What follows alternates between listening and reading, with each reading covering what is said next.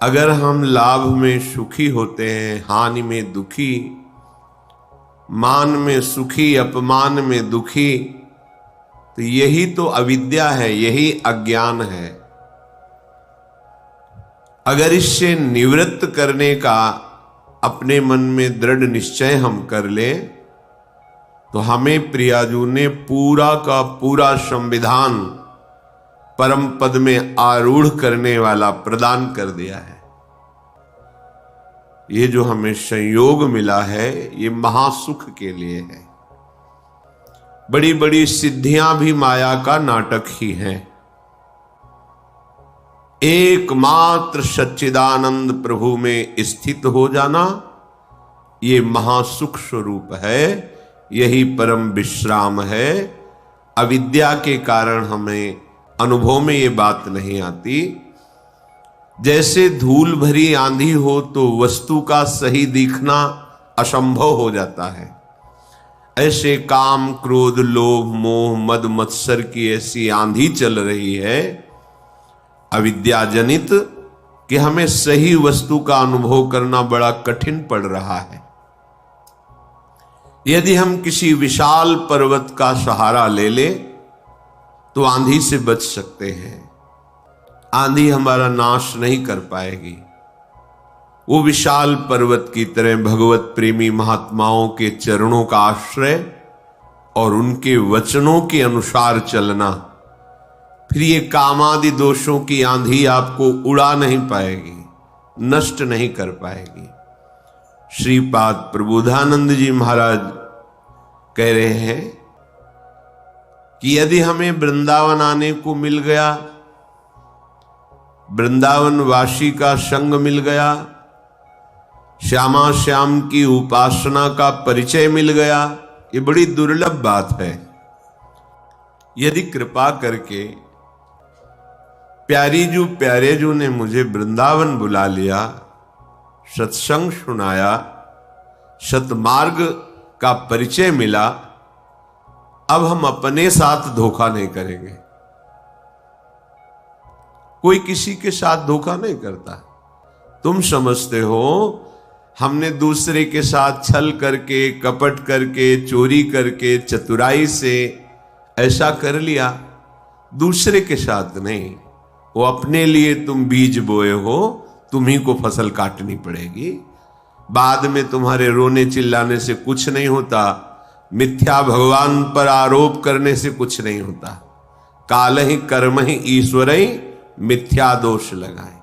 अभी तो बड़े बुद्धिमान बनते हो, अपनी बुद्धि का प्रयोग दूसरों के धन अपहरण में, दूसरों के सुखों का नाश करने में, छल कपट में, माइक वृत्तियों में, और जब इसका परिणाम आता है तब आप ईश्वर को दोष देते हैं, तब किसी दूसरे को दोष दे। हम तो बड़े सुखी होते यदि हमारा अमुक ऐसा न कर देता। तो कोई अमुक नहीं है, वो तुम्हारा कर्म ही है, दूसरा कोई नहीं।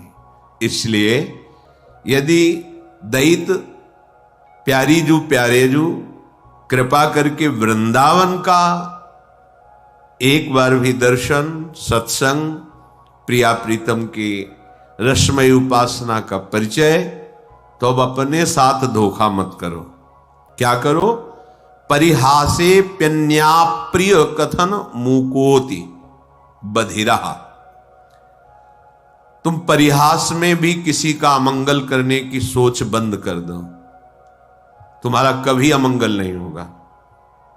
दूसरों का तुम अहित करते हो, दुख देते हो, और तुम सुखी होना चाहते हो, असंभव। ये अज्ञान की वृत्ति हटा दो। परिहासे भी, मजाक में भी किसी को दुख मत दो, मजाक में भी किसी को ऐसे कटु वचन मत कहो जो उसके हृदय को छू जाए, हृदय को दुख पहुंचा दे।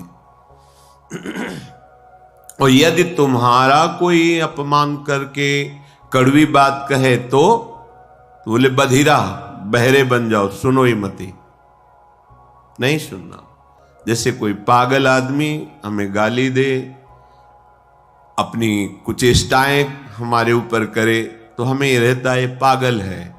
ऐसे ही त्रिगुणात्मिका माया के द्वारा जिनके ज्ञान का अपहरण कर लिया गया है, सतमार्ग के पथिक की वो अवहेलना करें, निंदा करें, दोष दृष्टि करके, दोष निकाल करके उनको प्रकाशित करें, वर्णन करें, कोई फर्क नहीं पड़ना चाहिए, क्योंकि वो बेचारे पागल हैं।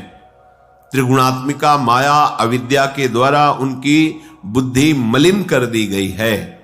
इसलिए भगवत मार्ग के उपासक को जब कोई निंदा करे, गाली दे, कटुवचन बोले, तो बधिरा, बहरे की तरह हो जाना चाहिए, हमें सुनाई ही नहीं दिया, ऐसी उपेक्षा कर देनी चाहिए। पर हमारे द्वारा परिहासेप्यन्या अप्रिय कथन, हंसी मजाक में भी किसी का अप्रिय वाणी से अपमान नहीं करना, किसी की चुगली नहीं करना, किसी की निंदा नहीं करना। हमारी कोई करे तो बहरा बन जाना, सुनना ही नहीं। पूज्यपाद सिवड़िया बाबा जी महाराज कहते हैं, जब तुम्हारी भाषा में तुम्हारे को कोई अपमानित करे, निंदा करे, तुम ऐसे सुन के निकल जाओ जैसे विदेशी भाषा में जिसका आपको ज्ञान न हो, और वो फिर आपको कटुवचन अपशब्द कहे, तो आप ऐसे सहज में निकल जाओ। आपको पता नहीं क्या बोल रहा है। जब पता हो क्या बोल रहा है फिर भी हमारे अंदर कोई फर्क ना पड़े, तो समझो हम उपासक हैं अध्यात्म मार्ग के। परेशान दोषानुश्रुतिमनु विलोकेंद्र नयन, जब दूसरे के कोई ऐसे हमें दोष दिखाई देने लगे कि देखो ये तो वृंदावन में आके ऐसा कर रहा है, ये तो ऐसा कर रहा है, या कहीं भी, तो समझना चाहिए हमारे पतन का समय आ गया है। पहचान है ये, परदोष दर्शन, परदोष वर्णन, परदोष श्रवण, ये परमार्थ में पर्दा डाल देते हैं, पता ही नहीं चलेगा अध्यात्म किसे कहते हैं। ध्यान से सुन लीजिए, साधन चल रहा है पर ये असाधन होता है, इसीलिए भगवदानंद की अनुभूति नहीं होती। परदोष दर्शन, परदोष कथन, परदोष श्रवण, ये तुम्हारे परमार्थ का अपहरण कर लेंगे। इसलिए परेशान दोषान श्रुतिमनु विलोकेंद्र नयनः, दूसरे के दोष ना तो आंखों से देखने हैं, ना श्रवणेंद्री से सुनने हैं, ना वाणी से कहने हैं। यदि ऐसा करोगे तो तुम्हारा भगवत मार्ग रुक जाएगा। भजन करने से जो भगवदानंद की अनुभूति होती है वो ऐसे उपासक को बिल्कुल नहीं अनुभूति होने देगा। ये बात छिद्रान्वेषण जिसे कहते हैं, परदोष दर्शन, पर चर्चा, दूसरे के दोषों का कथन, पर दोष श्रवण, दूसरे की निंदा को सुनना। हम भगवत मार्ग के पथिक हैं, हमें बिल्कुल सावधान रहना है। ये बात जहां होने लगे, जो व्यक्ति करने लगे, जोर से बोलो राधा राधा और चल दो।